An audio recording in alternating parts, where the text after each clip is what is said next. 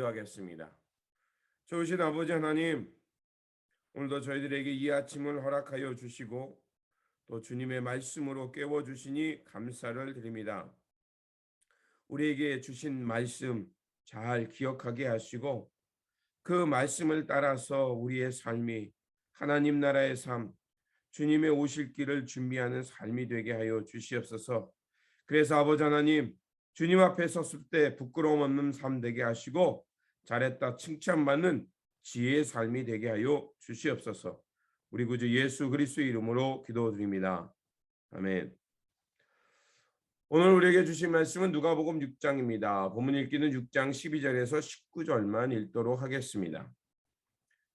이때 예수께서 기도하시러 산으로 가서 밤이 새도록 하나님께 기도하시고 밝음에 그 제자들을 부르사 그 중에서 12를 택하여 사도라 칭하셨으니 곧 베드로라고도 이름을 주신 시몬과 그의 동생 안드레와 야고보와 요한과 빌립과 바돌로메와 마테와 도마와 알페오의 아들 야고보와 셀루시라는 시몬과 야고보의 아들 유다와 예수를 파는 자 될 가룟 유다라.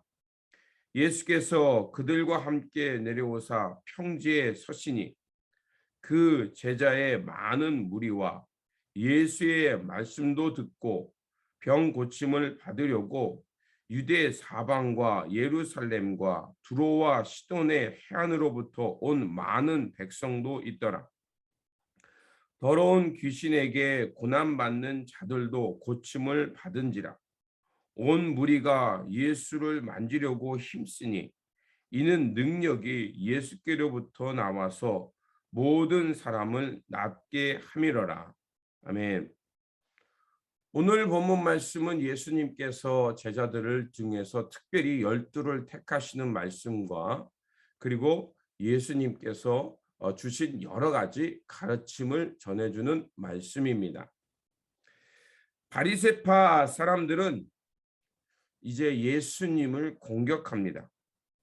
안식일에 제자들이 밀을 잘라 먹고 또 손이 오그라든 사람을 고쳐주자 안식일의 규정을 어겼다 해서 이제 예수님을 공격합니다. 하지만 예수님은 인자가 안식일의 주인이다라고 말씀하시면서 율법보다 높은 자신의 권위를 분명하게 말씀하십니다. 안식일에 착한 일을 하는 것이 옳은지, 악한 일을 하는 것이 옳은지, 목숨을 건지는 것이 옳은지, 죽이는 것이 옳은지 예수님께서 물으십니다. 그리고 그 다음에는 예수님께서 제자를 부르시고 또 제자들을 향한 여러 가르침들이 나옵니다. 특별히 사복 설교입니다. 마태는 예수님께서 산에서 말한 팔복 설교를 기록했고 누가는 사복 설교를 기록했습니다. 마태는 이 팔복 설교는 어떻게 보면 하나님 나라 백성들의 삶에 대한 선언적인 측면이라면 누가의 이 사복 설교는 평지에서 하셨고 그리고 그 설교는 실천적인 측면을 더 강조하는 측면이 있습니다. 그래서 예수님의 가르침은 사람을 사랑하는 법, 또 비판을 받지 않거든 비판하지 말라는 것, 그리고 우리의 삶이 하나님 나라의 열매가 있어야 되는 삶, 그리고 하나님의 가르침과 말씀 위에 살아가는 사람이 바로 반석 위에 집을 짓는 사람처럼 세파에서도 흔들리지 않고 묵묵히 하나님 나라의 삶을 살아갈 수 있다는 가르침을 주셨습니다. 예수님께서 제자들과 많은 무리를 향해 가르친 것은 바로 인간의 죄된 속성을 말하는 것이었습니다. 그 길에서 벗어나 바로 참 생명을 얻는 것, 또 그것은 바로 생명을 사랑하고 생명을 돌볼 줄 아는 것이 바로 하나님 나라의 삶이며 바로 죄의 속성에서 벗어난 증거라고 말하고 있는 것입니다. 그렇습니다. 우리가 말씀을 묵상하고 주님을 묵상하고 또 주님의 삶을 따라 살아가는 것은 바로 참 생명을 얻어서 하나님께서 기뻐하시는 삶, 즉 생명을 사랑하고 하나님 나라의 선을 행할 줄 아는 삶이야말로 그런 사람이 진리를 아는 사람이요 진리 가운데 기뻐하는 참 자유인인 것입니다. 율법의 본래의 목적은 하나님을 잘 믿기 위해 주어진 것입니다. 부정한 것으로부터 자신을 거룩하게 지키기 위해 율법이 존재하는 것입니다. 그런데 그 율법의 외형만을 지키려다 보니 율법의 본래의 목적은 잃어버리고 변질된 그 변질만 드러나는 경우가 많습니다. 그럴 때 나타나는 것이 신앙의 왜곡입니다. 율법이 우상화되면 율법의 근본적인 목적은 길을 잃어버리고 맙니다. 그래서 예수님께서 질문합니다. 율법의 문제에 대해서 주님께서 지적한 것입니다. 율법의 참 목적은 사람을 살리는 것이어야 합니다. 그리고 사람을 살려서 그들로 하여금 하나님의 삶 생명을 얻고 하나님의 길을 걷게 하는 것입니다. 종교도 마찬가지입니다. 사람을 살리는 종교가 되어야 할 터인데 오히려 그것이 사람을 억압하고 죽이는 기막힌 일들이 드러나는 경우가 바로 그것입니다. 오늘 이 땅의 기독교가 세상으로부터 비판을 받는 이유가 무엇일까요? 종교의 본래의 목적은 외형에 있는 것이 아니라 내실 본질을 지키는 데 있습니다. 진리를 지키고 진리가 무엇인지 드러나는 데 있습니다.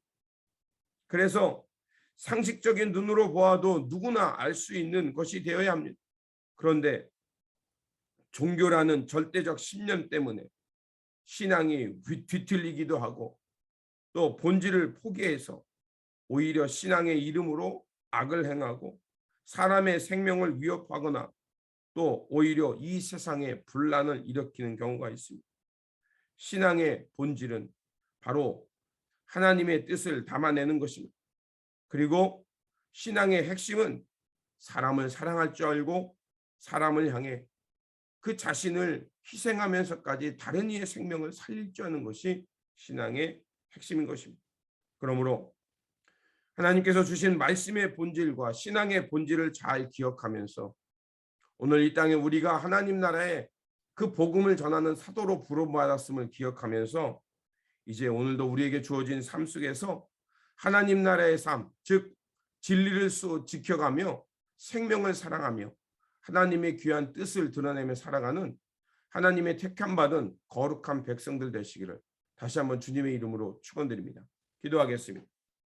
좋으신 아버지 하나님, 다시 한번 주님께서 말씀으로 또 주님의 그 가르침을 통해서 신앙의 본질과 종교의 본질이 무엇인지를 우리에게 가르쳐 주셨습니다.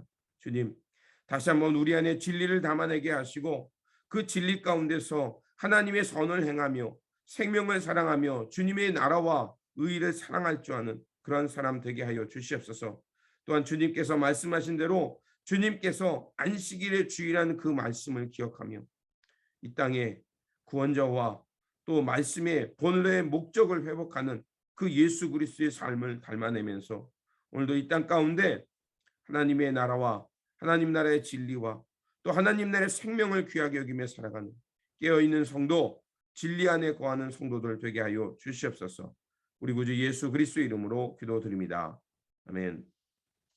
오늘 우리에게 주신 말씀 붙들고 살아가는 한 날이 되시기를 바라며 다시 한번 하나님의 나라의 본질을 생각하면서 하나님 나라의 선을 행하며 생명을 사랑하며 살아가는 한 날이 되시기를 바랍니다.